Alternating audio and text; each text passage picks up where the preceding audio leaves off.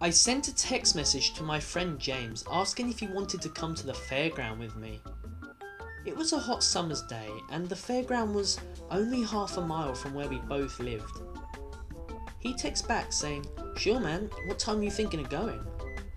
I text back saying, "About 2:30 this afternoon."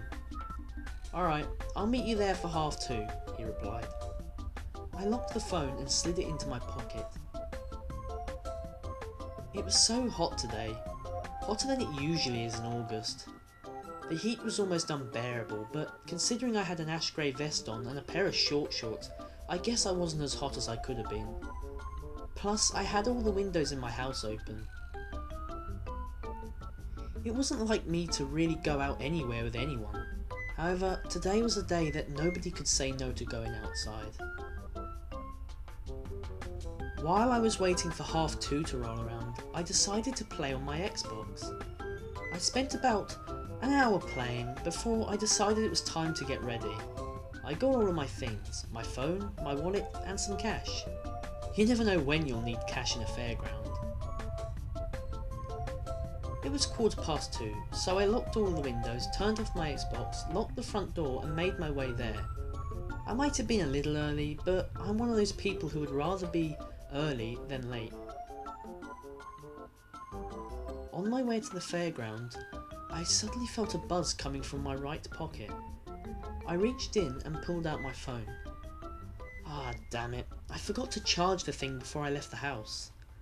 Ah well, me and James had already decided to meet at 2:30, so I wasn't really bothered that my phone ran out of battery. It was annoying, but I shrugged it off.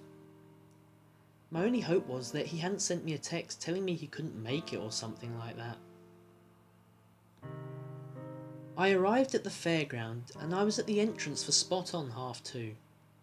I couldn't see James, so I paid to enter and waited by the candy floss machine right by the entrance. I waited for a good 20 minutes, but there was no sign of him. I thought that if I waited by the entrance I'd see everyone who came in. I couldn't have missed him, but I just couldn't see him anywhere. James was always one to be on time, so it would be very unlike him to be this late. I made my way around the fairground in the hope of seeing him. Who knows, maybe I really did miss him when he entered. I went over to one of the rides when I saw someone waving at me in the corner of my eye. I looked in that vague direction and saw that it was James. I walked over to him and greeted him with a friendly handshake. "Hey man, good to see you made it. How long have you been here?" I asked. Um, Not long man. I entered when you did, he said. "Oh really? Why didn't I see you?" I asked. It took him a while to reply, but he suddenly said, "Look man, they have one of those bumper car rides. Let's go on." This wasn't like James. I could tell something was wrong, but was afraid to ask. We got to the ticket booth where they were selling ride tokens and prize tickets. James and I both paid for 20 ride tokens, then made our way to the bumper cars. "Alright man, do you want to get separate cars or do you want to be in the same car?" I asked him. He just stared at me with wide eyes. Well, whatever you want man, I don't mind," he replied. Okay, we'll get separate cars," I said. We both paid our tokens and got in our cars. The ride took a while to start, but eventually it did, and we were driving our fairground vehicles. There weren't many people on the ride, but I couldn't help noticing James. Throughout the whole ride he was just staring at me with a very bizarre grin on his face. A grin that I just can't describe. In fact, he wasn't watching the other cars at all.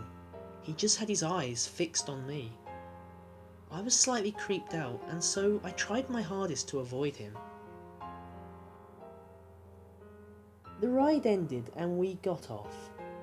"That was some wild ride, man. Did you enjoy it?" he asked. "Yeah, man. What was with the grin and the looks?" I asked. He replied saying that he couldn't get over how beautiful I looked. "Whoa, dude, you never told me you were..." He then interrupted me. "Let's go on the ghost train next." It's okay, man. I understand if you're, you know... Ah, jeez. Let's just go on the ride, I said. Something strange was definitely going on with him, but I was too afraid to confront him about it. We arrived at the ghost train and paid our tokens. I took my seat and he took his, right next to me. Halfway through the ghost train ride, I felt him staring at me.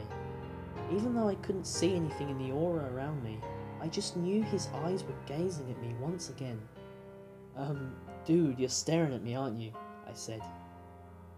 He didn't answer me, so needless to say, I was really freaked out by what was going on. The ride finished, and nothing else really happened after that. We went on a few more rides, and then went home.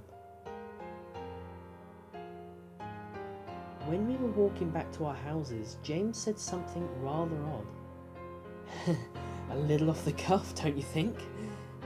I wasn't sure what he meant by that, so I finally asked something I should have asked when I first saw him at the fairground.